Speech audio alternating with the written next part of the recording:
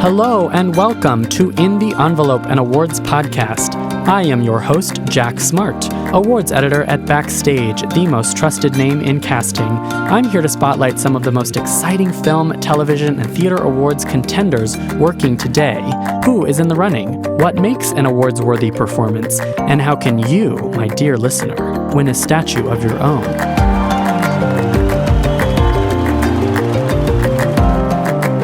We're sitting down for intimate, inspirational interviews with actors and artists to get that insider's perspective on these questions and more.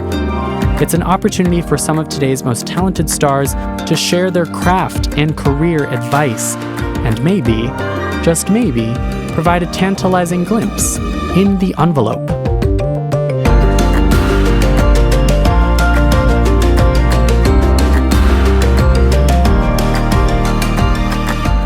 When we see people who are acting with a pretension, you can see it and you go, I don't really want to be a part of that.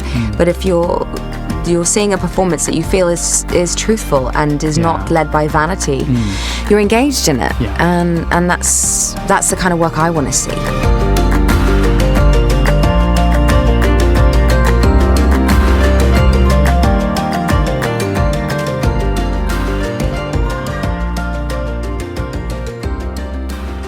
So today, obviously, is Hayley's episode, but the Tonys happened yesterday, although we're recording this prior to the award show. So we're going to talk about the Tonys in Edgar's episode, which is coming out on Wednesday. Yeah, we're going to do a quick turnaround because we want to be topical. Yes. And we are an awards podcast, and the Tonys are one of the 4 major awards that happen on my schedule. Yeah. This is the period piece episode. Yeah. How to act in a period piece could be a subtitle of this episode. Yeah. But also, so Hayley Atwell is today's guest. She stars in the Starz limited series Howard's End, and she's a pro, and she's British. And quite frankly, not to overgeneralize, the British theater-trained actors know their stuff and know exactly how to work with classic literature in particular. And me being a classic literature geek and a Shakespeare geek and even an E.M. Forster geek, I really enjoyed hearing her take on how to take an old text and make it new, how to not copy performances that have been done a bajillion times before of a performance versus taking on new stuff and originating a role. Yeah, of course, the themes are timeless, but the delivery is going to change over the years, and obviously a different actor has a different perspective as well. Yeah, just by being yourself in the now, in the contemporary, for this Howard's End is a great example. Everyone, it felt like 2018 and it felt like early 20th century. Yeah. And the Hettie Macdonald, the director, she wanted no quote unquote period acting. Right. You know that thing where you're watching the people in their petticoats and their suits, and it's just very stuffy and it's very performative. And it's very like that. I'm not going to do a bad British accent. No, I think you should do it in the British accent. I should do this whole thing in British accent. Yeah, go. Hayley Atwell's voice is so gorgeous. It's so beautiful. It's very, very posh. It's so nice. Yeah, it is. It is, right? Yeah. Yeah, you should be doing the intro for this whole episode because it's in keeping with the...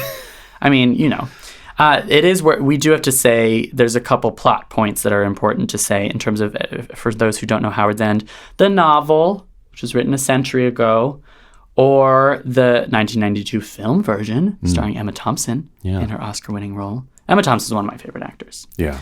But it's important to say that, so Hayley Atwell plays Margaret Schlegel, who's the leading character. She lives in early 20th century England. She's very headstrong. She is modern, as Hayley kind of points out. She has a kind of a progressive romantic sister named Helen, who's played in this by Philippa Coulthard. And she becomes entangled in this lower-class family, the Basts, and then in this upper-class family, the Wilcoxes, including the patriarch of that family, whose name is Henry Wilcox, who's played by Matthew Macfadyen. Ooh, again with the last names. I don't know how to say the last names. I think it's Macfadyen. I know someone Matthew called Macfadyen. That's what I would say. And could be wrong. I know him from that Pride and Prejudice film.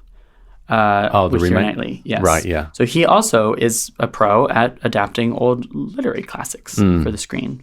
And it was interesting to hear about the directors. She was somewhat of a stickler for the text, seemingly, in a way. For Kenneth Lonergan's text, because Kenneth Lonergan, who won an Oscar for writing Manchester by the Sea, he's the one who adapted this, of all things. He's an American.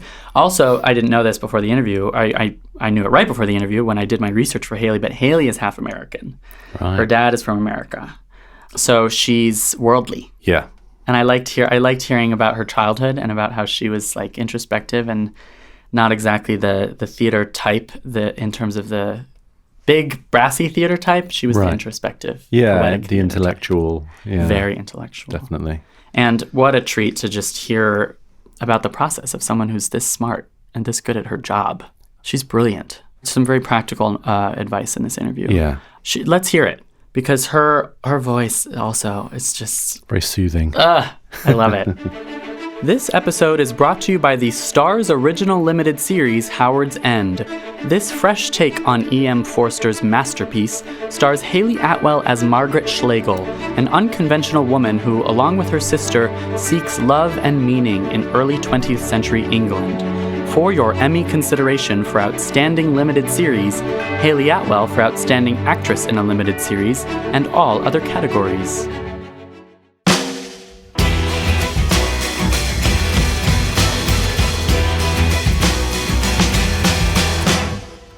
An actress of stage and screen with roots in both England and America, Hayley Atwell trained as a performer in her native London before breaking into Hollywood as Peggy Carter in Captain America: The First Avenger and her subsequent spin-off series, Agent Carter. Now starring as Margaret Schlegel in Kenneth Lonergan and Hettie Macdonald's miniseries adaptation of Howard's End on Starz, Hayley has made E.M. Forster's tale of class conflict in the early 20th century feel like the 21st century. Here it is, our interview with the exquisite Hayley Atwell.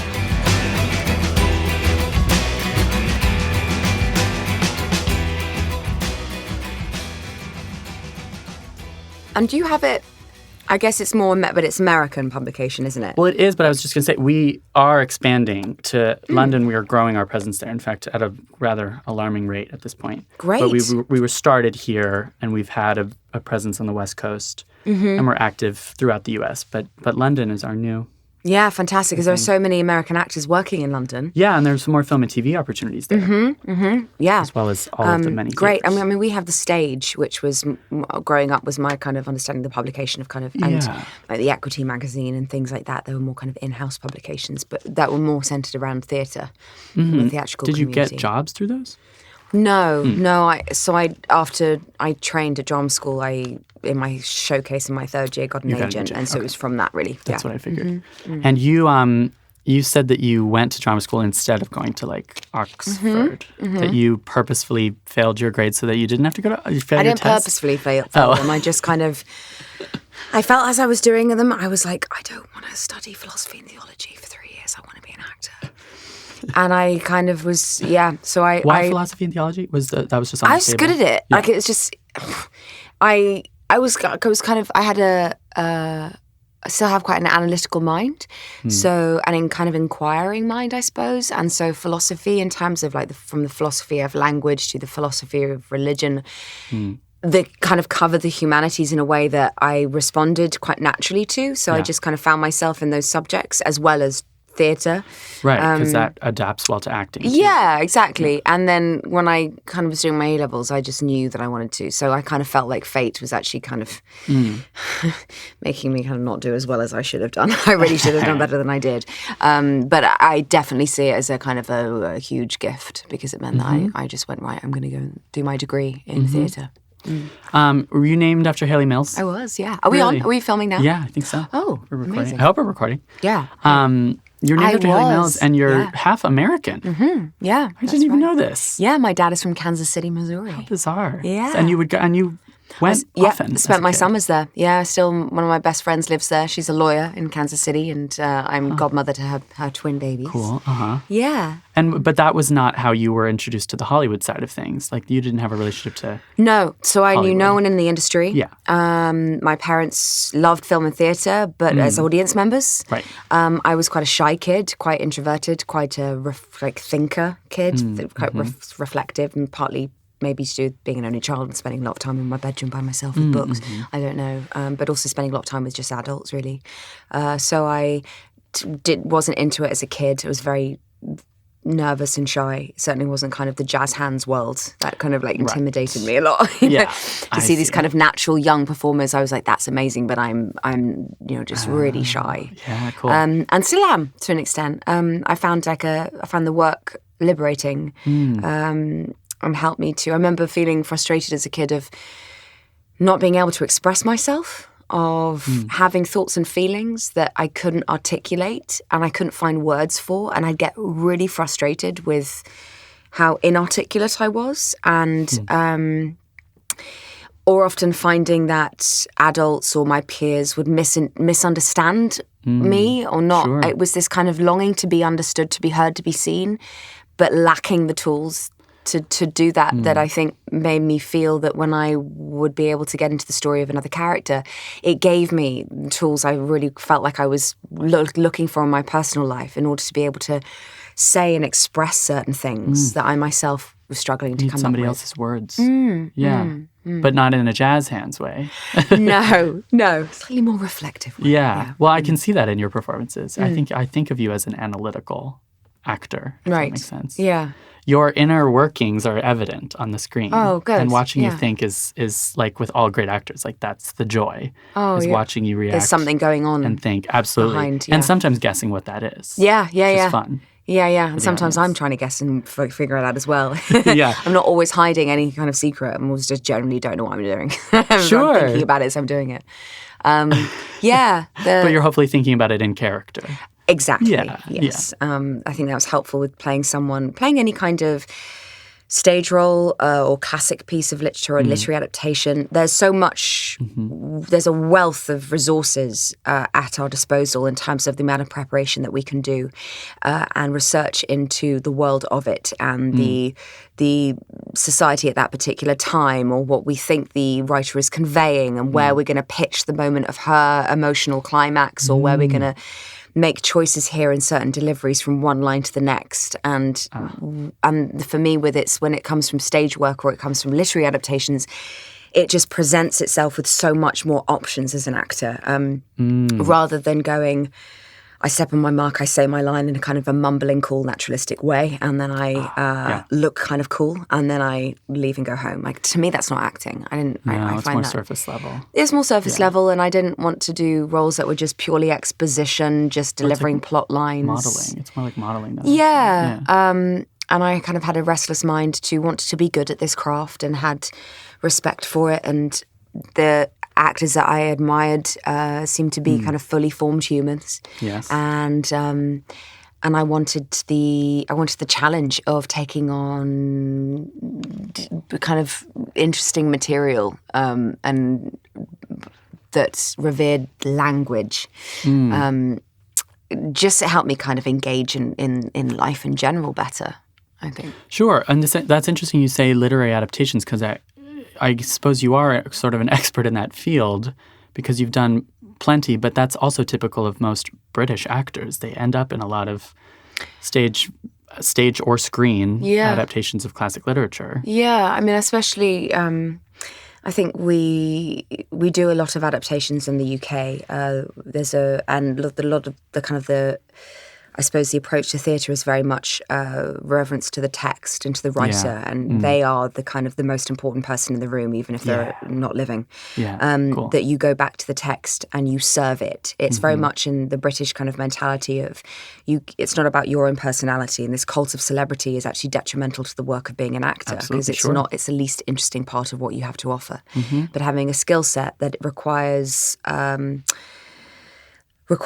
analysis and respect for the text of what the writer's trying to say, and then making choices within that world, within those very kind of key points that you think the writer wants and is trying to say. You know, you want to kind of make choices and interpretations of the language, but make it feel so plausible that you're not working against what the writer's saying and asking of you. And we do that. I mean, we also do a lot of, apart from kind of our soap operas, a lot of the work that we do, the scripts are written before you begin. So you have the 6-part series or the 10-part series. You know what's going to happen over the course of it, which means in preparation, I can pitch where and what the character is doing at any given time. But when you're creating material that's being written as you go along and you might be filming it as it's also being written, it's you have to kind of use a different kind of mindset of just kind of letting go and letting the word speak for itself. But I find it quite disabling in that I don't feel like I'm having much of a say of what I'm doing because I can't make choices as easily. Well, yeah, and I want to get to Peggy Carter because that feels like such a shift. It's such an unusual background for an actor to have to step into the Marvel universe, essentially. Yeah. But going back to the individual changes you're making to, you're interacting with the text in that way and making those choices, when it's something like Shakespeare where it's been done hundreds of times before, is part of the research and of part of making those organic choices, an organic performance, do you have to take into account these other adaptations, these other versions? Yes, I mean, if they are available. I mean, I see a lot of theatre myself. As an example, the Hamlet that's just been done in the West End with a director called Rob Icke, who I think is an exceptional contribution to British theatre at the moment. And he is very much inspired by the works of Ivo van Hove. And his Hamlet that Andrew Scott did, which was 4 hours long, I saw 3 times. Wow. And I felt like I was seeing it new. And that's always useful to me because I find that's very inspiring. Oh, yeah. And there's one example of his level of detail, which makes you kind of go, wow, there's still really great scope in every kind of classical text to breathe new life into it, is... the scene where Ophelia or Hamlet's talking to her about women are born with one face and then they plaster themselves with makeup and they become something else and they're liars, and he's, of course, it's all about his mother and not feeling that she's on his side. And in shaming Ophelia and that kind of confrontational scene, Andrew, playing Hamlet, grabbed this vase that had flowers in it and threw it at Ophelia's face and kind of wiped all the makeup off of her face. And so the rest of the scene, she's kind of covered in smeared mascara and she's visually shaken by the violent act that he's done. And then the scene continues. And then what I noticed only the second time seeing it is the actress playing Ophelia was directed very subtly, very quietly, while the scene with other characters is being played out, to just slowly pick up the vase, to put it back on the table of which it was dropped, and start to pick up the flowers. And she looks at the flowers, and there's this slightly glazed over look, and then she just very slowly exits the stage. And I remember seeing it going, this director has pitched the beginning of her breakdown at that point. And the next time we see her, she's had a breakdown, and she's discussing the flowers. Yeah. And wow. So that for me was so exciting, because it's not just going, I will speak in iambic pentameter and I will speak with an actor's voice, blah, blah, blah. It just makes it human and it makes everything feel like there's nuance and there's detail in it. Yeah, and I've seen Hamlet so many damn times, and it is one of those things where if you can create a production that feels like you're seeing it for the first time, that's some kind of miracle. He used the music of Bob Dylan in it. Oh, cool. Was it set in... It's set in modern time, and suddenly I wasn't watching politics on stage, I was watching a family. And he used projection, and he used the characters were in the audience at one point, and you think that when they're watching the play within the play, they're being filmed, and then the characters sat in the audience with the actual audience, and then you see that projected up there, and it's a close up of their reaction to them watching the play within the play. And so what he was great at doing is using modern technology and using filming and using cameras and adding that, so it just felt like it was modern, that it didn't have to be kind of corsets and mannered acting, but that it opened up to how we tell stories today and incorporating all the technologies for it. So even if a text is very old, there are definitely just ways of bringing yourself to it and bringing your own choices to it and making it modern just by making it contemporary just by you being a contemporary person. Yeah, absolutely. I think that's what Shakespeare's for, is to make them, they're human. You take away the pomp and reverence of it. Yeah. You actually hear what he's saying, understand what he's saying, and it's very human.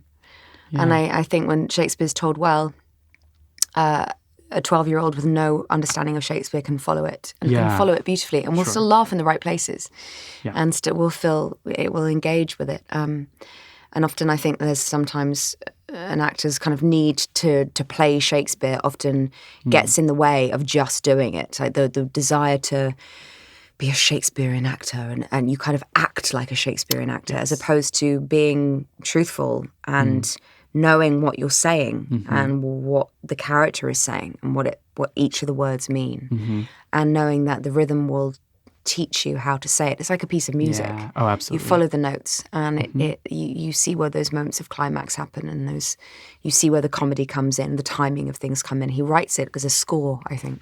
That's what makes great writing. So if it's more like music than anything else, and that's why it stands the test of time. And that's why people can kind of revisit and revisit and revisit. Yeah, exactly. Howard's End is another example of a text that has stood the test of time, but this adaptation, which is coming to Starz, it does feel almost as though it says a lot about 2018. And it reminds me of what you're saying about, like, of course you have to bring your revisiting a text in that way. It feels like a refreshing. It's very much honoring the original text, but it's almost both a reverence for the text and a irreverence. Like, let's reassess. Let's absolutely. Relook at it. Yeah. I think that was what Kenny Lonergan, who adapted it, and of course Oscar winner of Manchester by the Sea, and known for his kind of human interactions and writing very emotionally connected human relationships. And as an American dealing with a very British novel, I think gave life to it without making it too kind of, making it too reverent, was able to kind of see it with fresh eyes and also to also just give it a lightness of touch that it needs. And I think it's...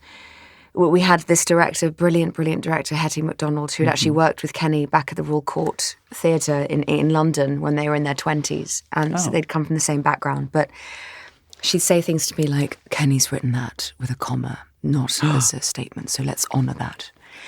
I love stuff like that. I know. And as a nerd, I'm like, I love it. Yes. And it teaches you how to say it. It's not a semicolon, it's a comma. It's a comma. Let's play the comma.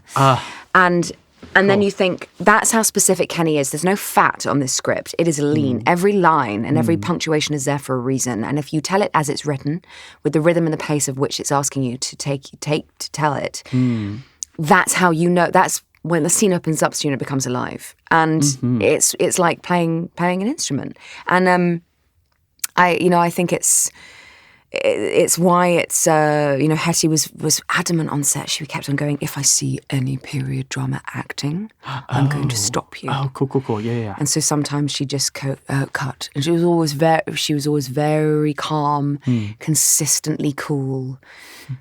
There's no ego on set at all. There was just, what do we say? What's Kenny saying here? And why has he chosen to make Margaret cry here? Because in the book there's no mention of that. She was very much focused on what the story was and how to tell the story best. But she would say things like, no, I don't believe that. No, I don't. No, do it again. I don't believe it.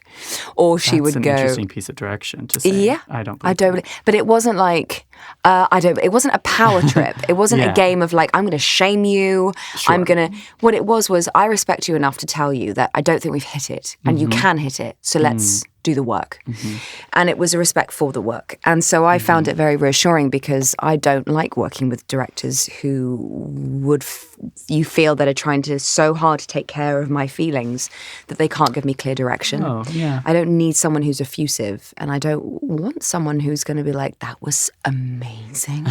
I just want someone to tell me, I think we've got it and we can move on, and trust that I've done my work and I'm just doing a good job. And then, so she would say at one point, we were doing, I think it was like the 4th day of filming, we shot the most emotionally climactic part of the whole series, which is in episode 4. So we shot the end in the first week. Oh, wow. And I was giving it my all, and she just came up to me, and I was kind of expecting her to be like, that was amazing, well done, brilliant. But she came up to me and she just went, no, take the emotion out of it. Try appeal to him rather than be in an emotional state. Appeal to him more, and then and you're like, oh, that's so great. And then you do it, and you go, oh yeah, that makes more sense. And then as soon as the take happened, she just goes, yes, okay. moving on. And you know the moving on is the greatest compliment you can get from her, is because you go, you've got it, that's clear.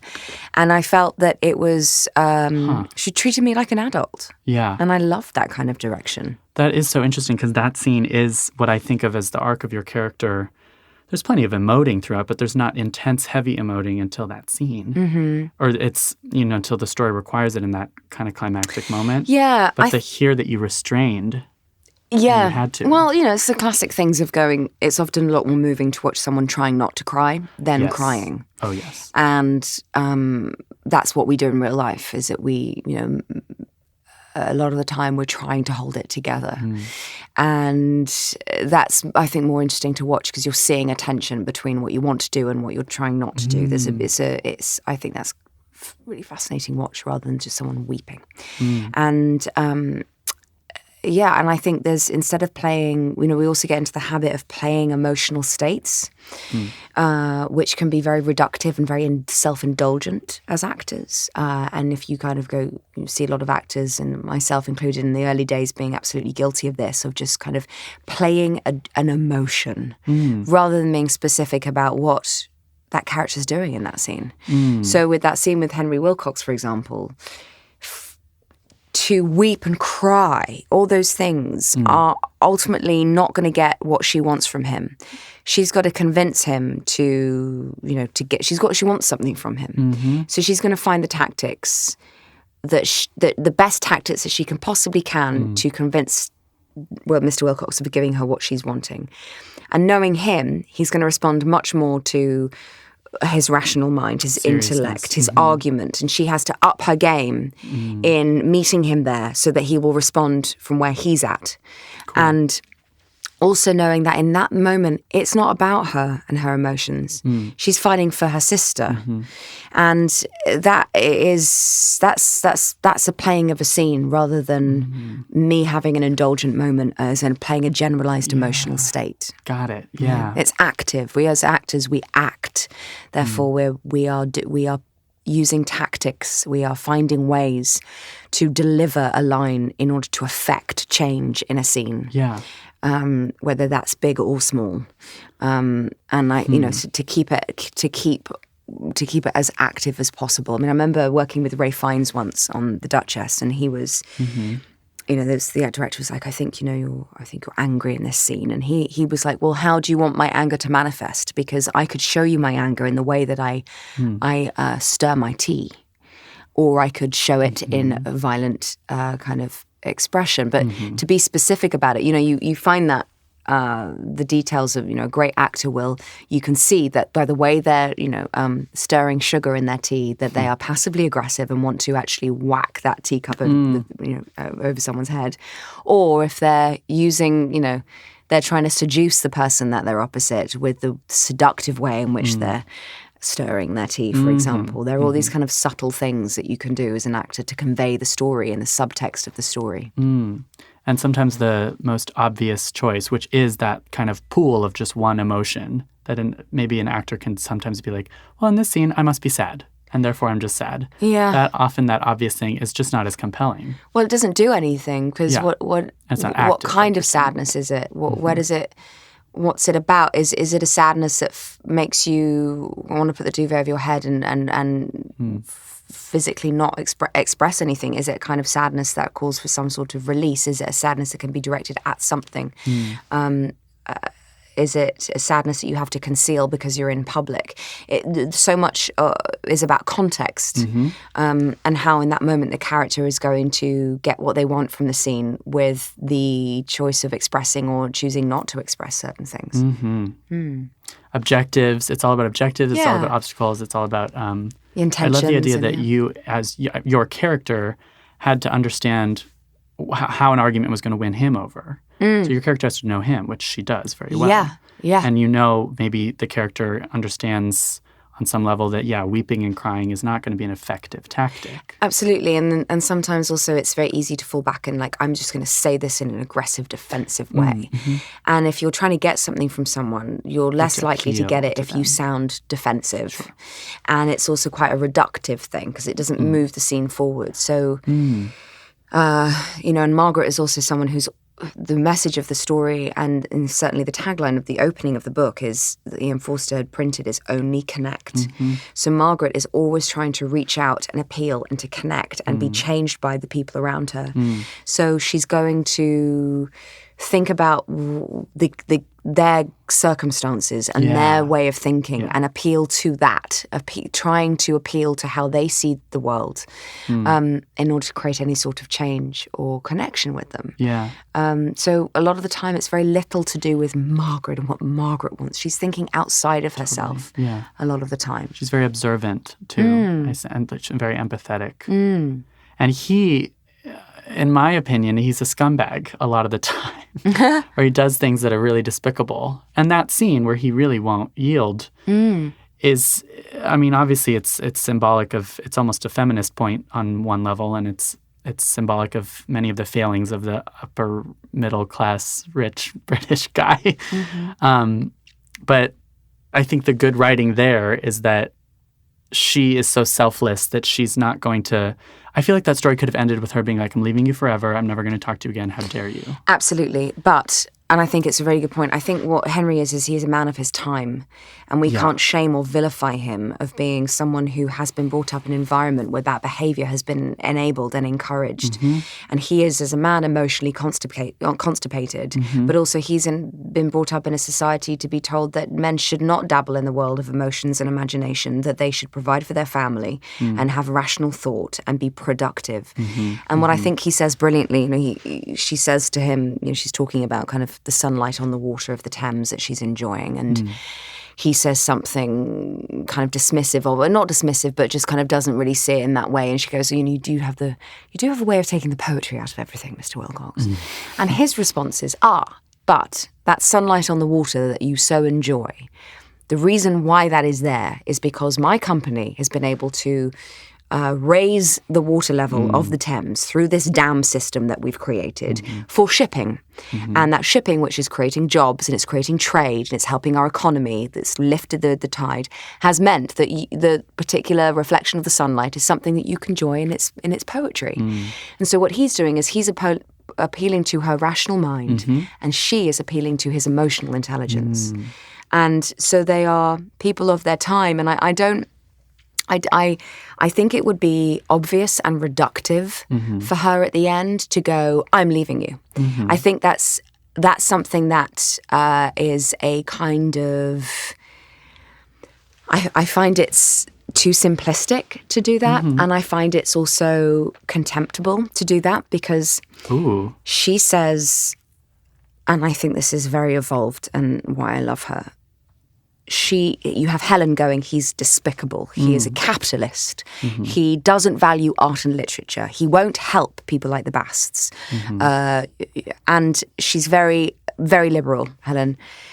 And she can't believe why I would be interested in a man like this. And I'm sure at this moment, the audiences will feel the same way. Right. However, modern audiences. Yeah, and they're going, is she settling?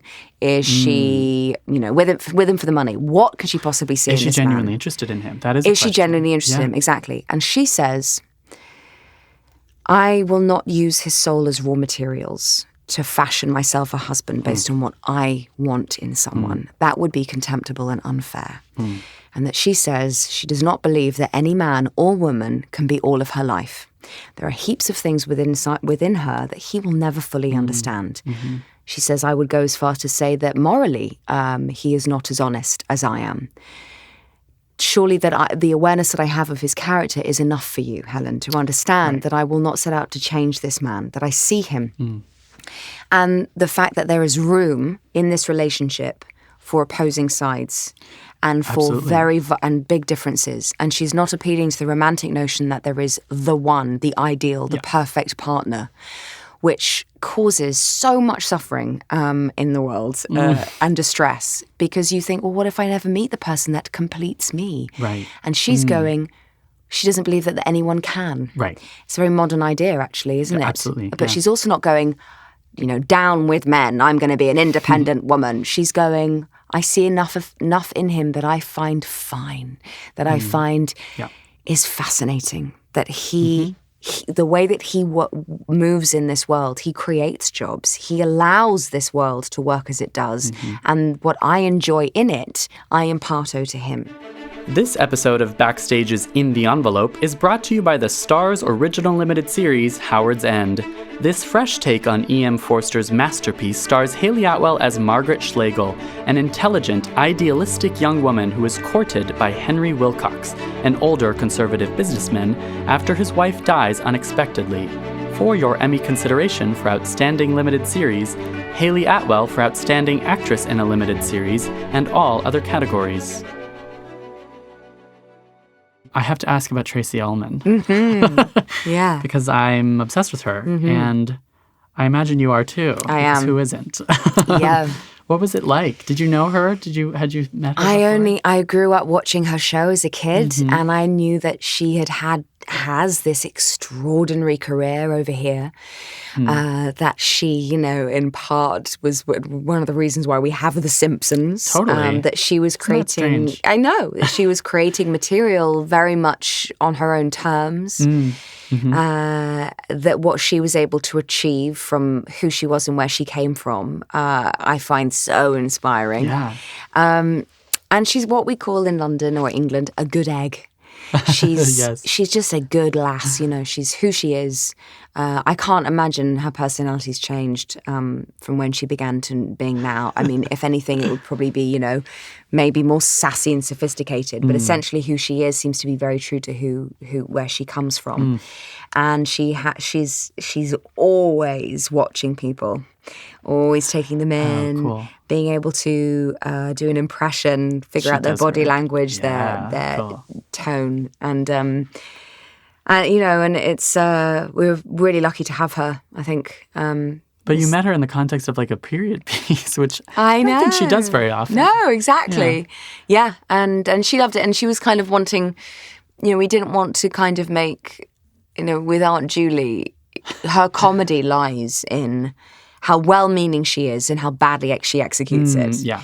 So, and this kind of complete lack of self-awareness, suggesting that she's like, you girls need me. And we're going, you're actually the last thing we need, because in fact having you around Aunt Julie just leads to mayhem and confusion. And yet she can't see that. She has such great intentions. And that's where the comedy of that character is. And I love that line where Aunt Julie says, like, all the strange people you have around here, shaven, unshaven musicians, actresses even. It's just not the thing, Helen. And I love that. That was a great Tracey Ullman voice. May I ask also about the film version of Howard's End? First of all, have you seen it? Did you watch it before, after getting this part? No, I'd seen it years previously, and I loved all of Merchant Ivory's films, so I'd seen them all. And Emma still remains my mate, good friend of mine. So she played my mother in something 10 years ago, and she was almost she's kind of like a head girl, like a naughty head girl. Like she's someone that is brilliant at organising, getting things done, making sure everything's a really happy, good, productive working environment. But she's also the someone that you have a naughty little gossip with and have a good time with, and kind of just have raucous parties and dance on tabletops with. And yeah, so when I called her to say, I'm doing this, and she said she was so happy for me, because she said, "Oh, you are going to love playing Margaret Schlegel. She's one of the great roles for women." And as a humanitarian and a feminist herself, seeing E.M. Forster as one of literature's first great feminists, she was just like, it's so great that women and actresses like you are being able to have the opportunity to play people like her. We want to see more Margarets in the world and represented. And then she said, don't watch mine, and we should never do that. In the same way that, and she'd never watched like Angela Lansbury's Beauty and the Beast. Oh, sure. Perception. Like, Emma's just going to do her own thing. Because also, if you do that, you fall into a feeling of resting on almost trying to impersonate someone, which is not truthful. Yeah. And it gets, it's unnecessary, because the text, the script is all you need, and your own skill set and your own experience and your own instinct. really should be that you should be owning it. It's a way of owning what you're doing rather than going, how did they, then you're kind of diluting something and you're not trusting yourself. So I didn't watch it again, and I just made sure that there was that kind of, I mean, Margaret, as I said before, was so present that I wanted to be very present with the other actors, that we'd banter and chat and giggle and laugh and do pranks on each other in between takes. Because I think there is a value in not taking yourself seriously, but taking the work seriously. Sure.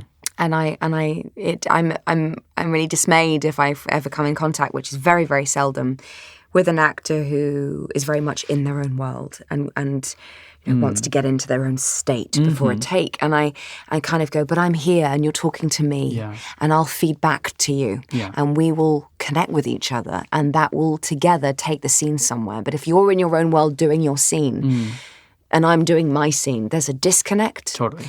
And I don't see the point of that. I find it a very deadening experience, whatever the result of it is to an audience. But so I kind of, and I felt that's because that's what Margaret is. She wants to connect with people. So I was kind of encouraging us all to have a good time. Well, it's that overly reverent attitude almost of like that preciousness, that kind of I find like pretension and snobbery. Especially in a period piece. Yeah, it kills it. Totally kills it, because who connects to people? When we see people who are acting with a pretension, you can see it and you go, I don't really want to be a part of that. But if you're seeing a performance that you feel is truthful and is not led by vanity, you're engaged in it. Yeah. And that's the kind of work I want to see. Wonderful. Can I ask about your spirituality? Yeah. And how it relates to your acting, if it does? God. Has anyone ever asked you about this? Because you had such an unusual upbringing in terms of your, and I didn't know that you were going to study theology. And so do you have like a set, these are my beliefs and this is how it affects my work, or are they unrelated? The only belief I have is that that life is richer when you live in the question or embrace the mystery of not knowing. So, that Justine Garda, who's this kind of philosophical writer who wrote this wonderful kind of children's book, An Introduction to Philosophy, called Sophie's World, quoted, I can't remember who it was, he quoted a philosopher, might have been Sartre, I think it was, who said something like, if our brains were simple for us to understand, we'd be so stupid we wouldn't understand them after all. Like this kind of sense that we know also that we use such a small percentage of our brain, that there's so much we don't know. And the beginning of, Socrates saying, wisest is he who knows he does not know. Like that beginning to be the path of wisdom. That surrendering to this unknown gives us an opportunity to learn and gives us a humility that we're limited and therefore we should just constantly be opening ourselves up to questions rather than living in absolutes. Yeah. Cool. So, yeah, I mean, I think my background is, I suppose, what's the word? It's kind of it's I suppose unconventional. I mean, it's... Is it hippie? No, because I've done kind of... when I was 9, I did a fire walk, and I did I've done sweat lodges with my dad, and he was very involved in kind of shamanism and wanted to understand that, and has a spirituality of his own, and my mum too, and they met on a Dale Carnegie workshop in the 70s called How to Win Friends and Influence People. So that was very much that wave in the 70s came over from the States of of Warner Earhart and Landmark and Est Forum workshops, which were meant to be like personal transformation workshops where you take responsibility for who you are in the world and certain narratives that you've gotten stuck on, certain belief systems that have enabled you to just carry on stagnating in having low self-esteem or playing a victim or going, okay, I can't do what I want to do and I can't achieve my dreams because of the childhood I had, and thinking that those are quite limited beliefs. And so that being about kind of personal empowerment of breaking down those things. So I was kind of exposed to a bit of that really, which is probably where my analytical mind and my interest in philosophy comes from. And I think it's also, I met a lot of people from different walks of life, and growing up in inner city London and being brought up in social housing, not coming from privilege. Right. My mum didn't go to university. My grandparents very much working class background, and yet living in social housing in the next road to mansions in Notting Hill, and going to a private school when I was younger, and then going to an inner city state school for the rest of my education. And then going into the acting industry, which has all walks of life in it. And this kind of feeling, feeling hugely enriched by having my mind opened up to different people. And as an actor, it's essential to be open to it, because I don't think it's my job to comment on what I, as Hayley, think of my character, but to just serve that character, to be a kind of custodian of their point of view. So, in England, we're not afraid to play villains. That kind of thing of, you often have you cast an English person as a baddie. It might be something to do with, the way that we speak or whatever. It can sound scary or intimidating. But what I'm interested in doing is being able to play not just people who have these kind of, not just the heroine or the voice of good in a story. It's also my job to play someone who is, morally ambiguous or, sociopathic, or just, I've just finished a play in London called Dry Powder, written by a New Yorker called Sarah Burgess. Yes. And I was playing a character who was, worked in high finance. And she's described by another male character as a vampire with sociopathic tendencies. And what I loved about this character is that she was unapologetic. You never see her going, I'm like this because when I was young this happened to me. She knows that she's really good at her job, and she sleeps really well at night. She's totally transparent. She's like, I buy companies, I rip them apart, I lose loads of jobs that are completely pointless in her point of view, and I make tons of money for the owners of the company and then sell it on for more money and make money. That's what I do, and I'm really good at it. It sounds like selflessness or like humility is a tool in one's acting arsenal. Like, it's almost the Margaret thing of like, by being able to listen to other people and respond and put the energy outside yourself, not make it about you, that creates the most compelling performances, because... Well, yeah, it increases your range for sure. I mean, this character, for example, there seems to be, every time her boss shouts at her for being really bad at personal relations, and she comes across as very rude and blunt all the time, but she can't see, she's just like, I'm just doing my job, I'm just telling you how it is. And he's like, public relations is really important, so you have to be kind, like, you have to be good at, sales with people. And she's just bad at it. And so I kept on seeing in the script that she says the word, I apologize. And it's repeated at kind of comic, kind of very funny times. And I was like, I think the choice that I want to make here is that she's going, my boss is shouting at me. He's doing that frowny thing. And he's getting a bit red in the cheek. That's my cue to say the words, I apologize. And then he'll let me just get on with my job and stop shouting at me. Cool. And that became funny. So as it was repeated later on in the play, the audience was starting to find it funnier and funnier because they go, oh yeah, she doesn't mean I'm sorry. Right. She's not sorry. Yeah. But that was great. And that's not something I would do. But it was, I love being able to make choices like that, because later down the line, you're piecing together characteristics that the audience later on feel like becomes a bit of an in-joke. Sure. And that's craft. That's being able to be outside of your own self and not reduce the text to your personality and yourself and you. It's not about you. Yeah. You're playing someone else. Well, and that's such a great example of a fusion of an actor bringing something to a role and a writer bringing something to a role. Like, the text was there for you to play with, but you brought that choice to it. Kind of made it pop in that way. Yeah. It also makes her more palatable as a character because if you play her, so cold. Yeah. She becomes a little hard to take. You want to kind of, if you're watching a villain, I think audiences want to love to hate that person. Yeah. So there's got to be something in her that that was kind of funny. Like her lack of self-awareness was funny. And I made sure that it was like Iago. Iago has to be almost appeal to the audience. Yeah. Otherwise, he's just completely. It's not even fun that he's just manipulating everyone and being nasty. Absolutely. Well, because he has the most lines in the text and all these soliloquies that he does. He has to have some sort of engagement with the audience where they kind of.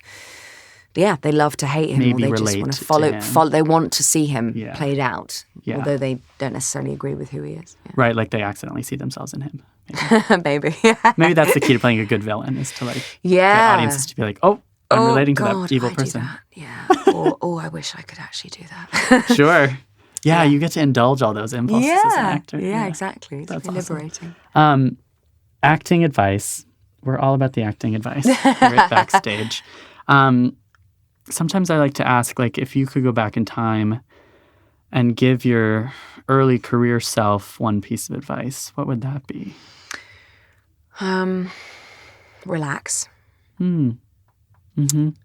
Breathe. Yeah. Just take a minute. There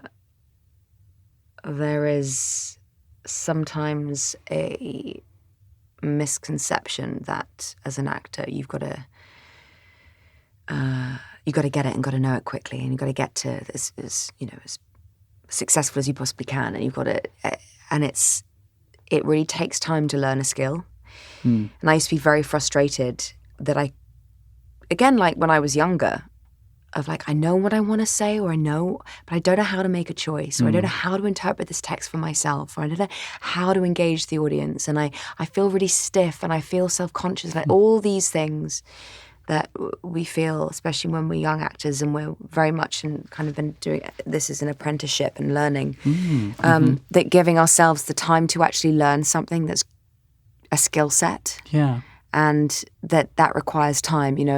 If you go, a dentist, doctor, a lawyer, a teacher, any other job requires study and requires patience and discipline and qualifications in order to be good at it. Yeah. And acting is an odd one because it's a creative art.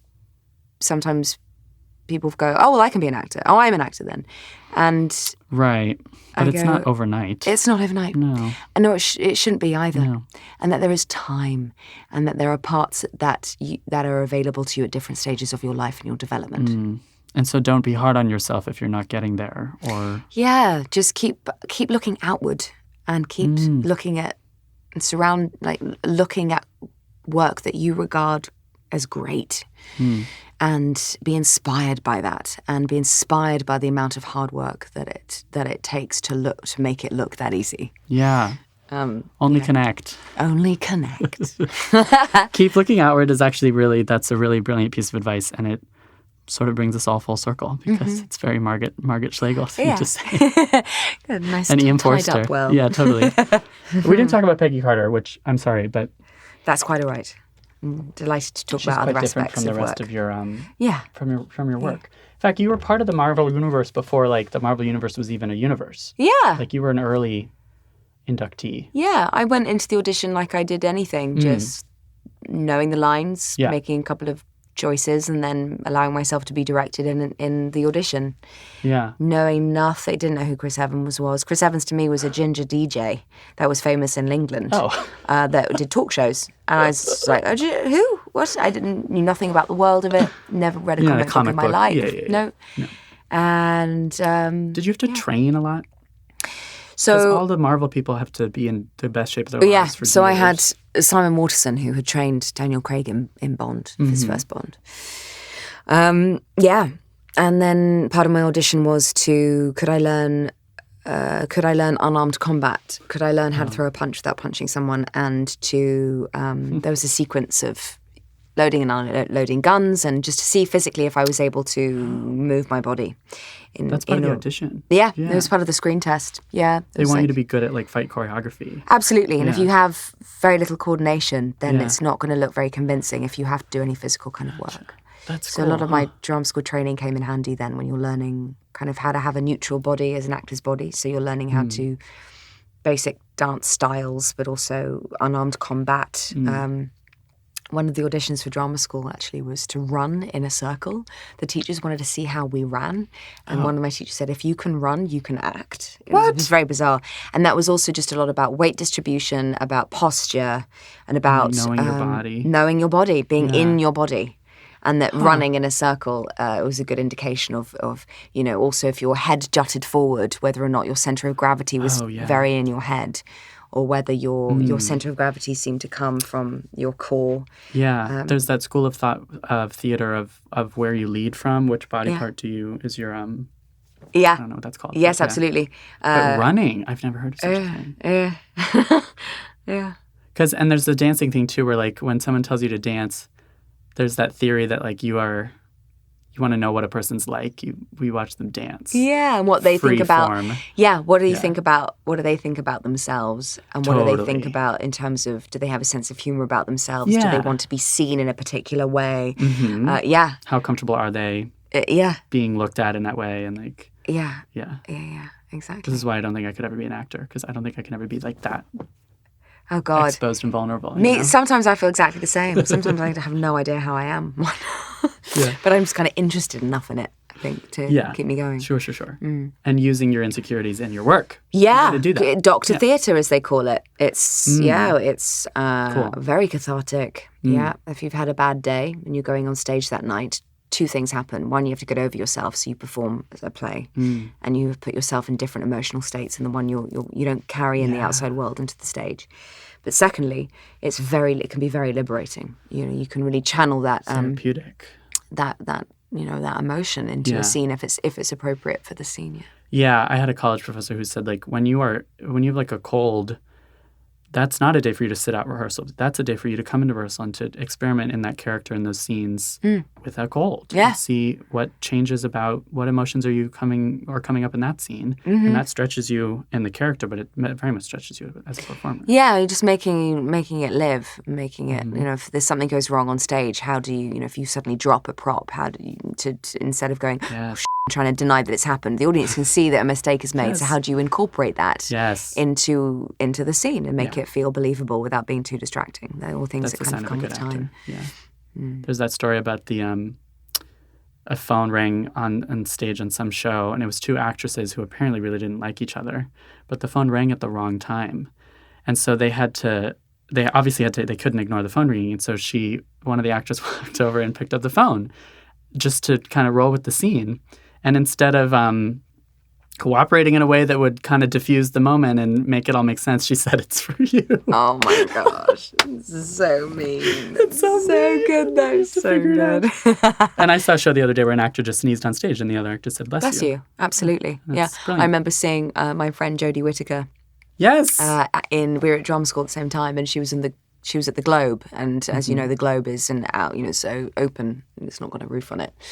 And she was doing this monologue. It was in Pericles with Mark Rylance, and she has to come up from the ocean onto this desert island, and her and this other actress talk about the fact that, can anyone help?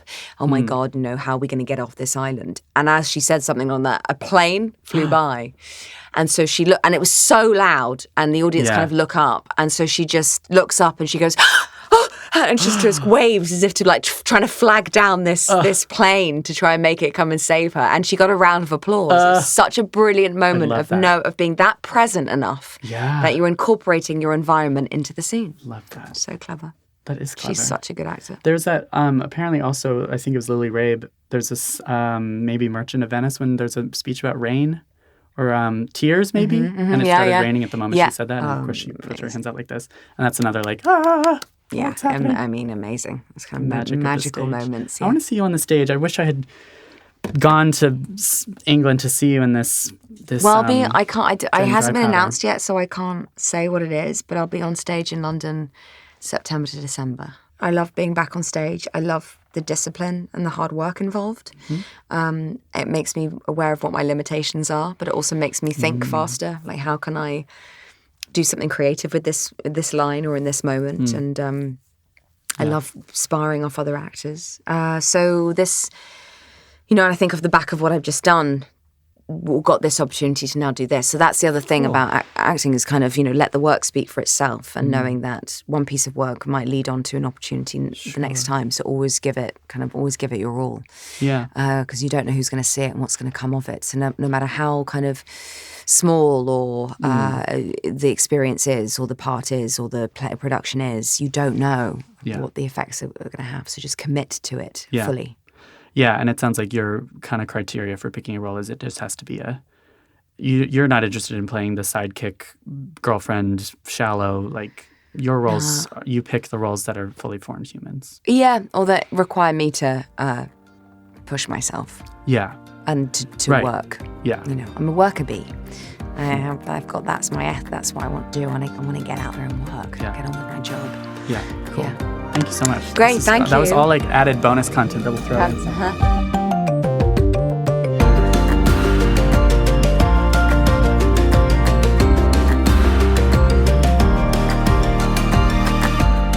In the Envelope, an awards podcast, is recorded at Lotus Productions, Hyperbolic Audio, and Big Yellow Duck in New York City, and Soundbox LA, Mark Grouse Studios, and Buzzies in Los Angeles. Like, rate, subscribe, tell your friends, and follow us on Twitter at In the Envelope.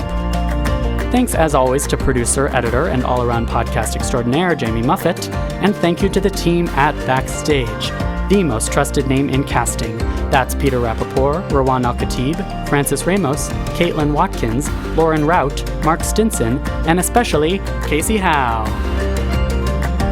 For more awards and industry coverage, head over to Backstage.com. Thank you for listening. Tune in next time for another glimpse in the Envelope.